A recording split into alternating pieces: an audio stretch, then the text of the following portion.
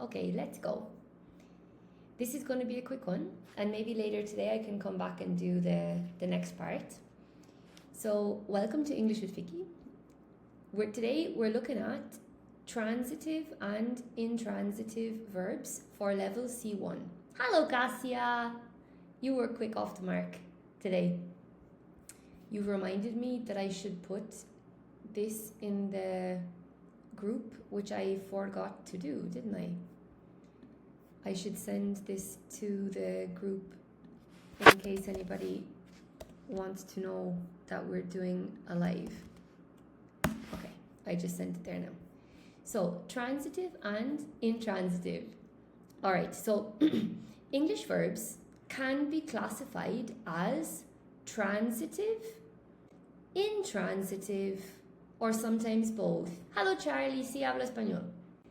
So at C1 level, simply knowing these terms is not enough, right?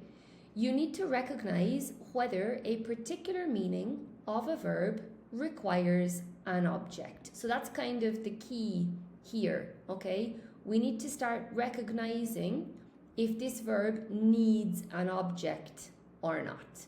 It's okay. I think even when you're level C2, people still keep forgetting or putting an object when it's not necessary, or forgetting that you have to put an object. However, our goal is not to be perfect here, I would say, but just to improve a little bit, at least week by week, you know. How this affects sentence structure and the passive, okay? This is very important for the passive, which is a big part of the C1 course. And how a verb's meaning can change. This is definitely only C1. You do not need to know this if you're studying B2, okay? But for C1, yes.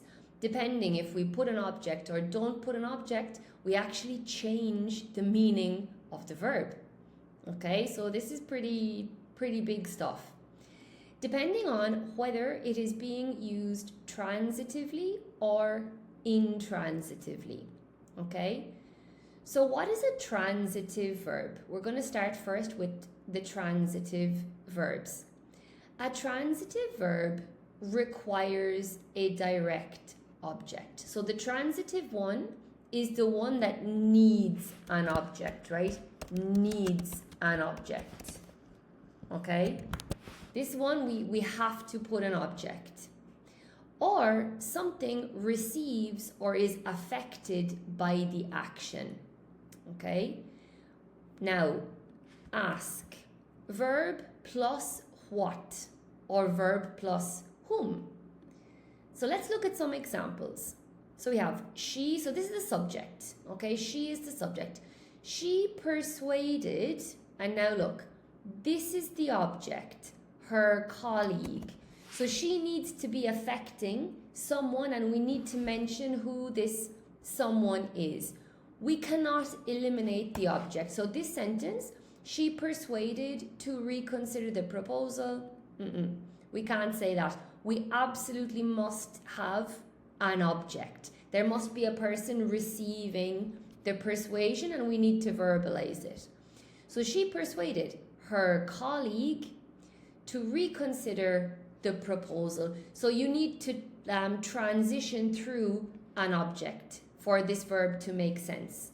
So this is why it's called transitive. It must go through an object. So persuaded whom?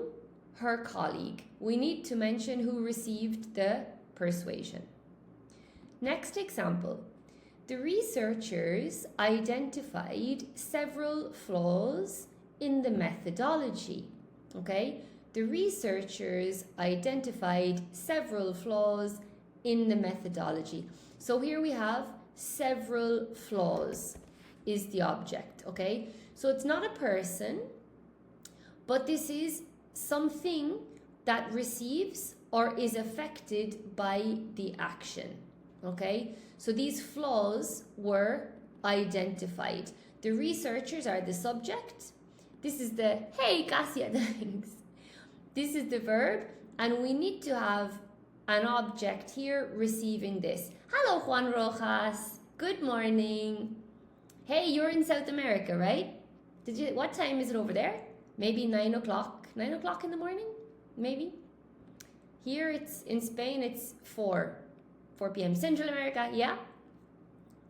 8 a.m. Okay, I was 1 hour off. 8 a.m. Okay. Because you guys, I don't know if you changed the clocks. Yeah, here it's 4. So 8 hours. It's true. 8 a.m. So identified what? Several flaws. So the several flaws are receiving the action of the verb. Okay? Without the object, the sentence may be grammatically incomplete. Okay? So again, it's okay. We're talking about if you're in an exam, you would see one, you would lose a mark if you didn't include the object here. And if you're working in English, if you're giving a presentation and you forget the object, people maybe will understand you, but it's true that unfortunately, and it breaks my heart to say it, a very common comment is you need to improve your professional English. And normally what's happening is very good speakers are forgetting objects when it's necessary in the sentence. So when you have a really high level, already around C, this is a typical mistake that even very good speakers continue to make. Okay? So she persuaded ... The listener immediately expects persuaded who? Okay? Hello, Madhu. You're a guest here. Awesome. You're very welcome. So you must say like who was persuaded. So this verb, persuaded, you must mention who. Okay? Hello, Ati. You're welcome. Awesome. That's cool. Welcome. Okay. Other common transitive verbs. Guys, if you want to take a screenshot, there you go. Look. You can get this. It's a nice little list if you want it there. Okay? So other common transitive verbs, right? Convince. If you say convince, which is a really, really good verb, you must mention who. Who are you convincing? Okay? You cannot say, I convinced to go to the cinema. Who did you convince? You have to say, I convinced my friend to go to the cinema. I convinced my husband to go to the cinema. I convinced my sister to go to the cinema. You cannot use convince without saying who. Who did you convince? This is why it's transitive. Okay, you must mention who. Who are you convincing? Ativ, where are you from? I'm from Ireland. I'm Irish. Hello, Amel. Hey, happy Wednesday. Okay, inform, the same. If you use inform, you must mention who. You can't say the government informed about the earthquake. You must say the government informed the people about the earthquake. You have to mention who is receiving this information. This is the meaning of transitive. It must transition through a person, okay, or an object receiving the action. Good afternoon, Durgaman. How's it going? Are you okay? Are you having a nice Wednesday? I hope so. Next one, assure. Assure someone, okay? The manager assured the guest that the problem would be resolved, okay? The manager assured the guest that the problem would be resolved. With assure, you must mention who are you assuring, okay? Hello, Falu. Yeah, it's a pleasure to have you. We're people from all over the place. It's so cool. Okay, next one. Hello, Tick. Green Tick. Hey, you're from China, I'm sure, no? I think you're from China. Okay, I'm gonna have to mute you, unfortunately, because you have sent the same message 3 times. Okay, Please don't send that dot. It's only a dot I can see, so I don't know why you keep sending that. Falou, you're from Senegal? Yeah? Oh, you're an English teacher too, Falou. That's awesome. That's so cool. Massa group, assure, not clearly. Can brief again. If you use assure, you have to mention who you are assuring. Like, I assure you that this won't happen again. You can't say, I assure this won't happen again. No. I assure you this won't happen again. Laurindo, hello. Hello. You're from Thailand, I think. I can't read your name, but I can see you said hello. Modu. Okay, awesome. Enjoy your lunch. Chris, Ecuador. That's awesome. Okay, Falou, no prob. You're welcome. So, next one is require. At least that's how I pronounce it, right? Require. Now, you must say require something. Require something. Mention something. Recall something. Raise something. And address something. So all of those need objects. Cassia, what is the difference between assure and ensure? Yeah, that's a really good one actually. I'm going to make a video for you about this, okay? That's a really, really good one. I think everybody, and I was preparing a video on this and I don't know what happened. Assure is when you, let me see. Assurance is when you guarantee that something will happen. No? For example, life assurance. I assure you. So it's like a synonym for guarantee. Whereas ensure you this won't. It's like a promise more so, but they are very similar. It's true. Ensure and guarantee. Leave that with me, Cassia, and maybe today I can get this one. Because one is like guarantee and one is like a promise, but it's true they are very similar. Peak surf, assure to make someone feel comfortable. It's a little bit more than to make someone feel comfortable. From surf peak, surf Bali, it's actually like to give a guarantee. Like, I assure you this won't happen again, 100%. No? Ensure is to make something happen. I will ensure that this happens, like a promise, you know? So I think it's like this. Assure equals to guarantee, like 100%. And I think ensure is less. Ensure is like to promise. Okay? But I'm going to get more information about that for you, Cassia. It's a really good question. Let me see. I don't know why this Chinese guy is putting all these dots. I'm not sure. Okay, Cassia, cool. Really good question. Massa group, assure, guarantee, and ensure will be. I think assure, guarantee, and ensure promise is what I think. Hello, Ollie. That's so funny. A few people have asked me if I'm French.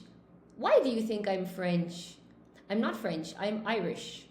But I think it's lovely that somebody thinks I'm French. You're not the first person. I don't know why. Peak surf? Because assure is like to reassure. That's a good question. I'm going to put this also. I can tag you. Who do I need to tag? I need to tag Peak Surf Bali in this one. I'm going to surf because reassure. This means to. What is the synonym for reassure? To reassure is like to calm someone down, so it's also different. It's different to assure. Assure is guarantee. Reassure is when someone is nervous and you tell them that there's nothing to worry about. Okay, so you're like giving them confidence and calming them down. Why? Nude. Do you mean to say nude? It's a bit out of context there. Carlos, assure for people and ensure for events. I assure you. He ensured that the... Carlos, that's a really good point. But I'm not sure. Are you sure about this? I have to check this. For people, for events. No, because you could say, I ensured. I insure you. I assure you. I ensured. You could say, I ensured that he did his homework, for example, you know. But I'm going to check events, outcomes. But it could be good.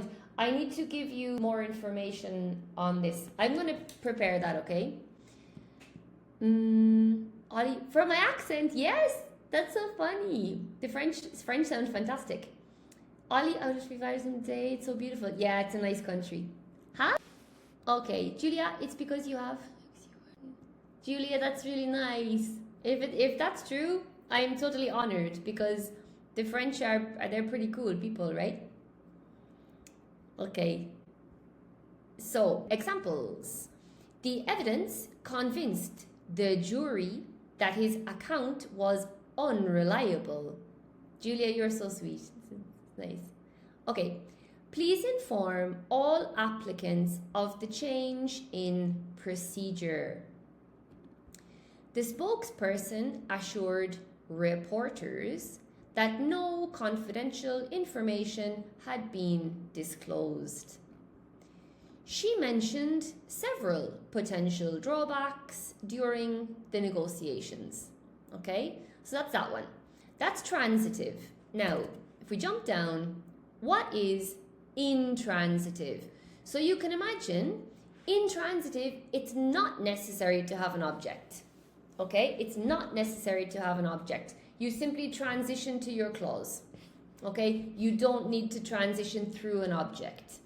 Okay, Ollie, you're from Patagonia, Ollie. I would like to visit Patagonia, eh? And I would like to take this boat to Antarctica. This is high on my list. I have a lot of places on my list, but Patagonia is high on my list. Okay, I will ask you for some advice. I really want to go to Patagonia. I think it must be amazing. Yeah, I want to go on to see the Antarctic. I think it must be incredible, you know. Okay, so what is an intransitive verb? An intransitive verb does not require a direct object. For example, the train arrived shortly after midnight. So for example, we don't need to say the train arrived here or the train arrived to my town. No, it's not necessary. It's not necessary. You can go directly to the verb. The train, no object. The train arrived shortly after midnight. Okay? I hope you understand that one. Next example. The situation deteriorated rapidly. So like here, there potentially could be an object between the subject and the verb, but here, no. No object, right? Maybe so, no object. That's where the object would be if there were an object, but here no. And also I can put one here. The train, no object, arrived shortly after midnight. Okay? So this is the key. Transitive or intransitive. Intransitive, it doesn't need to go through an object. There is just nothing. We go directly to the verb. Next example, several problems arose during the investigation. So again, no object between the subject and the verb. No object. There's nothing receiving the verb. Okay? What did the train arrive? Nothing. The action does not pass an object. Okay? So the action does not need to transition through an object. Okay? There is no object with these ones. So that's the key. Intransitive. An intransitive verb can still be followed by additional information. Yes. So the train arrived, no object, and then we have at the station, extra information. That's okay, same as a transitive verb sentence. Okay, Julia, shouldn't the object be after the verb? The subject does the action, the object receives it. Oh my god. Julia, you're totally right. Sorry. That's why I meant. Julia is totally right. Thank you so much. The situation. Did you? Yeah, exactly. My god. What a despiste. You are totally right. Sorry, guys. Good job, Julia. Thank you so much for telling me. Sometimes when you are speaking, when you are teaching and doing several things at the same time, it's Julia, you are totally right. Good job. Well done. Thank you so much for mentioning it as well. User 26, do the intransitive verbs express a movement? I don't think it's that case for all of them. Did you read that somewhere? Because a lot of verbs express movement, eh?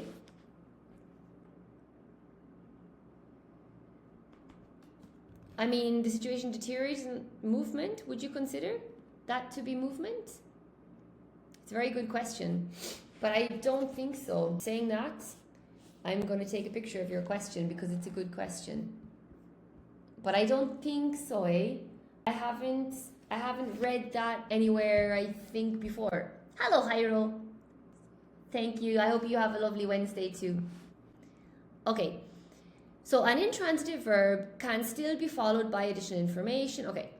The negotiations deteriorated after several hours. Like, would you consider... Okay, this is intransitive. But I don't think deteriorated is movement. No? Mention this to me. User 26. But we will check this. Here at the station, after several hours and shortly before midnight, provide additional information, but they are not direct objects. Okay, so this distinction matters because students sometimes assume that anything following a verb is an object. It isn't. Okay, that's important. Number 3. Now, we're getting a bit more complicated here. Guys, you know, this is definitely not for people below C1. It's not necessary in any exam. So don't stress yourself if you don't feel very comfortable with it yet. Ollie, do you teach every day at live? Yeah, most days. I miss some days because of life, but I try to do a little bit every day, Ollie, yeah. Most days anyway. A crucial consequence of transitivity concerns the passive. So a transitive verb can normally form a passive, a transitive verb, because its object can become the subject of the passive sentence. So this is the key point here. When you have a transitive verb, this object can become the new subject when you eliminate the subject. Okay? So the active sentence could be, someone stole our car. Someone stole our car, right? So now, you know, in a passive sentence, we want to either eliminate the subject completely and don't mention it, or put it at the end of the sentence. So then the object, which in this case is our car, is going to become, like, I call it the new subject of the passive sentence. Guys, I know this is difficult, so if you haven't reviewed the passive in a while, the passive is at the end of the B2 course. Okay, so at the beginning of B2, it's totally okay not to understand the passive. So the subject is someone. This is the one we're going to eliminate. The verb is stole, which we're going to put in the passive, and the object is our car. So the passive would be, our car goes to the beginning of the sentence. I'm going to put this in color for you guys just in case. So our car becomes the new subject of the sentence, and then stolen goes into the past simple with the verb to be. Okay, this is in the past simple, so we put the verb to be in the past simple and the verb into the participle, and the subject, the previous subject, is eliminated. Okay? Durgaman, Falu, Kasia, thanks so much, guys. Hey, a coffee, a firework, and I'm not sure what this is from Falu, but it looks really cool. Thanks. That's awesome. Okay, so the original object has become the grammatical subject. So personally, I call this, I think it's easy, I call this the new subject of the sentence. For me, it's easy to teach that way. Another C1 example, the committee rejected the proposal. So we take the proposal now, which originally was the object. We're going to make this the new subject for the passive sentence. The previous subject becomes the agent of the passive sentence, so it goes at the end. Rejected is in the past simple, so we put the verb to be in the past simple and we put the original verb in the participle.